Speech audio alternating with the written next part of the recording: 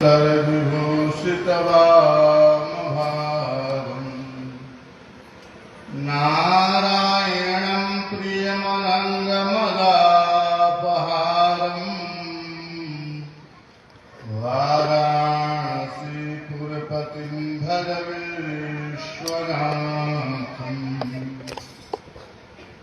मनोजवं मारुततुल्यवेगम् जितेन्द्रियं बुद्धिमतां वरिष्ठम् वातात्मजमवानरयोऽर्थमोक्षम् श्रीरामदूतं शरणं प्रपद्ये। लक्ष्मीनाथसमारम्भां नाथयामुनमध्यमाम् अस्मदाचार्यपर्यन्तां वन्दे गुरुपरम्पराम्।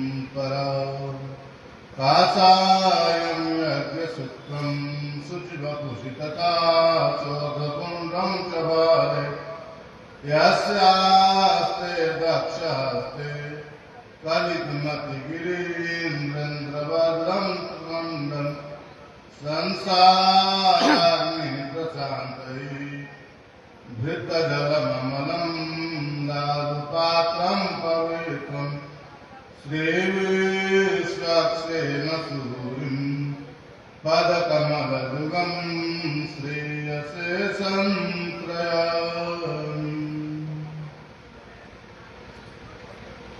श्री सीताराम चरण कमलानुरागी अक्षरभागी महानुभाव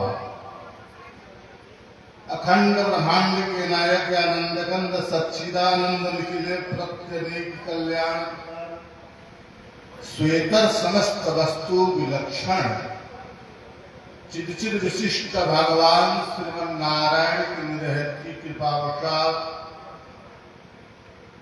विगत कई दिवसों से लगातार आपके प्रांगण में भगवान की कथा कहती एवं सुनते हुए हम लोग अपना अपूर्व समय व्यतीत कर रहे हैं। बंधु,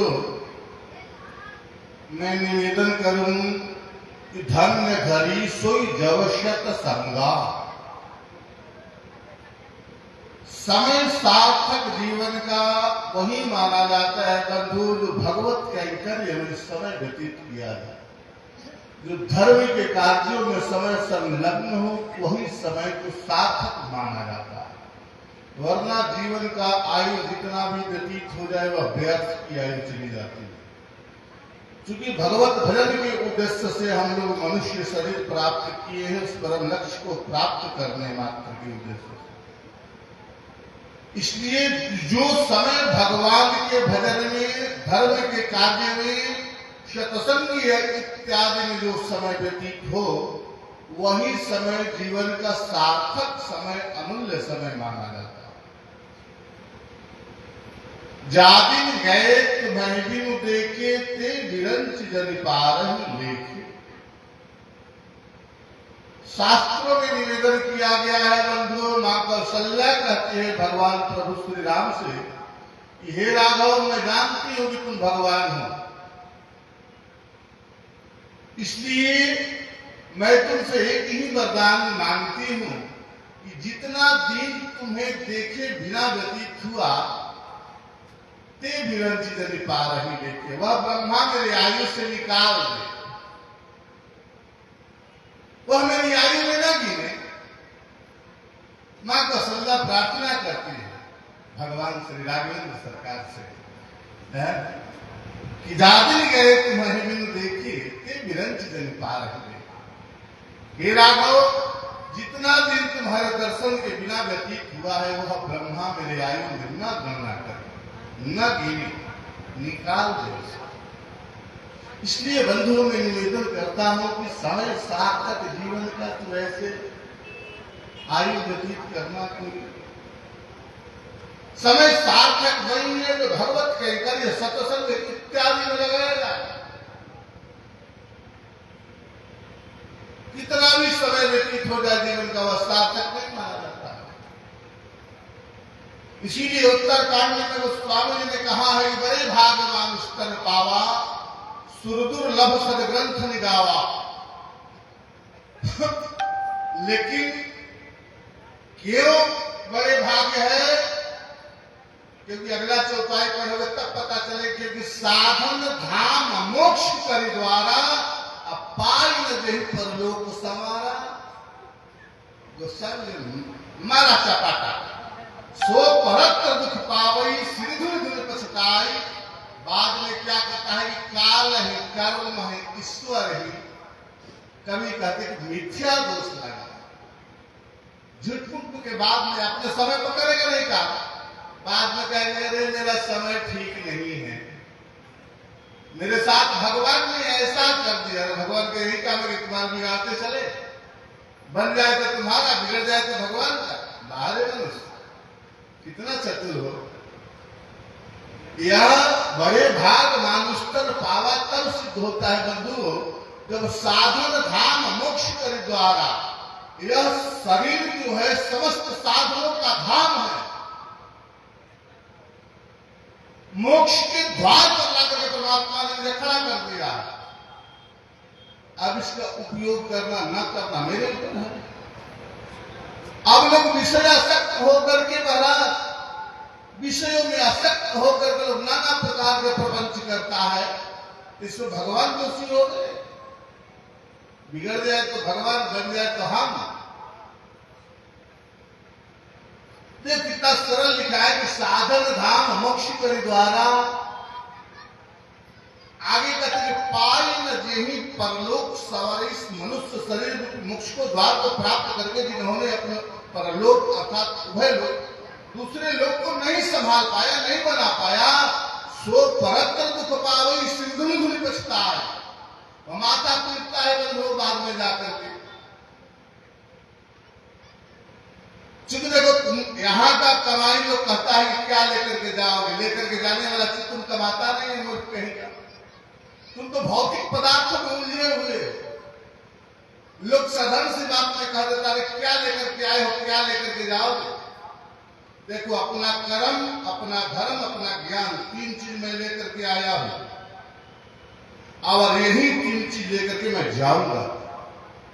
निश्चित समझ लेना, ये तीन चीज कभी हमारा साथ नहीं छोड़ेगा, चाहे हजारों जन्म मैं ले लूं, किसी भी जोनी में चला जाऊं मैं, ये तीन चीज हमेशा हमारा साथ जाता है। तो हम लोग रुपया पैसा कमाए तो बहुत है, लेकिन देखो यदि इसको भी ले जाना है, यहाँ की संपत्ति को भी ले जाना है, तो इसको ट्रांजेक्शन कर लो, परिवर्तित कर लो, बदल लो। मैं एक दिन और बताया था, जैसे यहाँ का पैसा जाओगे अमेरिका में तो नहीं चलता है, तो लोग क्या करते हैं कि बॉर्डर पर जाकर उसको चेंज करा लेते हैं डॉलर में। उसी तरह यहाँ का जो रुपया है, यह ले जाना चाहते हो, यहाँ का धन यदि ले जाना चाहते हो तो उसको दान में कन्वर्ट कर दो, उसको दान कर दो। देखो हजारों लोग वो तुम्हारा साथ नहीं छोड़ेंगे, दान तुम्हारे साथ जाता है। इस पैसा को यदि तुम वहां ले जाना चाहते हो ऊपर, तो हर देश में हर तरह का पैसा नहीं चलता है। वहां का अपना अपना मूल्यवान में कोई कहीं का क्वाइन होता है, कहीं का डॉलर होता है, कहीं का रुपया, कहीं का कुछ कुछ होता है।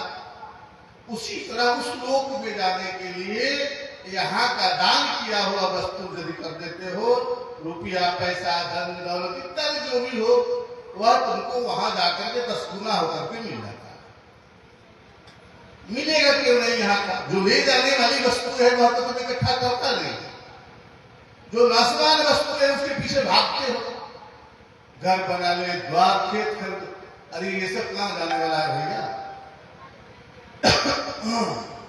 शास्त्र कहता है कि मरने के समय 4 प्रकार का दुख बड़ा भयंकर होता है।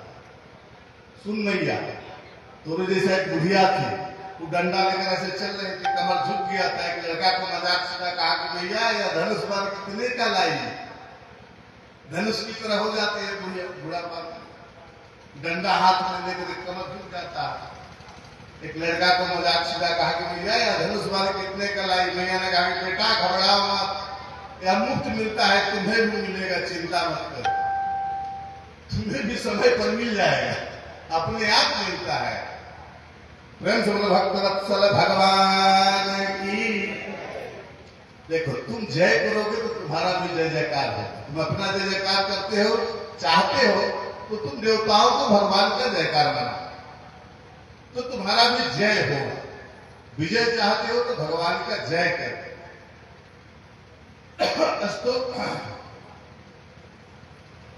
तो मैं निवेदन कर रहा था बंधु कि बड़े भाग्यवान स्तर पावा, सुर दुर्लभ सदग्रंथ निगावा, साधन धाम मोक्ष करि द्वारा, पाई नहीं परलोक समा। देखो, मोक्ष के द्वार पर तुमको ला करके परमात्मा ने खड़ा कर दिया है। अब जाना, मान लो तुमको तिराहे पर खड़ा कर दिया जाए, इसे नरक स्वर्ग, इस शरीर को क्या कहा शास्त्र ने? नरक स्वर्ग अपवर्ग निषेनी। निषेनी माने सीढ़ी होता है बंधु, निषेनी का मतलब सीढ़ी होता है। तुमको नरक स्वर्ग और अपवर्ग तिराहे पर ला करके परमात्मा ने खड़ा कर दिया। जाना तुमको है, कहां जाना है तुम निश्चित करो। जैसे मैं एक दिन कथा में कहा था कि एक सूरदास जी थे, वे एक बाउंड्री के घेरे में पड़ गए, घेरा में पड़ गए, उसमें एक दरवाजा था, मगर सूरदास को दरवाजा मिल चुकी, अंधा थे इसलिए उनको दरवाजा मिलता नहीं था। एक महात्मा की नजर पड़ी, सूरदास से पूछा, है बाबा क्यों बैठा है? बाबा ने बताया, बेटा मैं अंधा हूं, कैसे निकलूं, इसमें दरवाजा नहीं। क्योंकि वो अंधा था इसलिए दरवाजा दिखता नहीं था, और महात्मा आंख वाले थे इसलिए दिख लिए कि दरवाजा है, इसमें दरवाजा है। महात्मा ने कहा कि बाबा इसमें दरवाजा है। बाबा ने कहा मुझे तो दिखाई नहीं दे रहा है। महात्मा ने कहा कि तुम अंधे हो इसलिए दिखाई नहीं दे रहा है, लेकिन आंखें चर्म चक्षुओं के अंधे भले हो, लेकिन अनुभव के अंधे मत बनो। अनुभव का अंधे मत बनो, अनुभव तो है तुम्हारा। हाँ, तो तुम दीवार के सहारे दीवार को टटोलना शुरू करो, दीवार को टटोलना शुरू करो। टटोलते टटोलते ऐसा भी समय आएगा जो पूरा घेरा लगा लेगा तो दरवाजा मिल जाएगा। ये और कुछ नहीं है बंधु, 84 लाख दुनियों को टटोलते हुए हमारा है, तब अंत में दरवाजा मिला है मुझे, और कोई कहानी नहीं है। ये 84 लाख दुनियों को भ्रमण करने के बाद कबहू की करुणा निधि तब मनुष्य शरीर प्राप्त होता है। भगवान जब कृपा करते, करुणा करते जीवात्मा पर, तब उसे मनुष्य शरीर प्रदान करते, क्योंकि वो समस्त साधनों का धाम है, मोक्ष का द्वार है। महात्मा ने कहा तो सूरदास टटोलना शुरू किया दीवार के सहारे।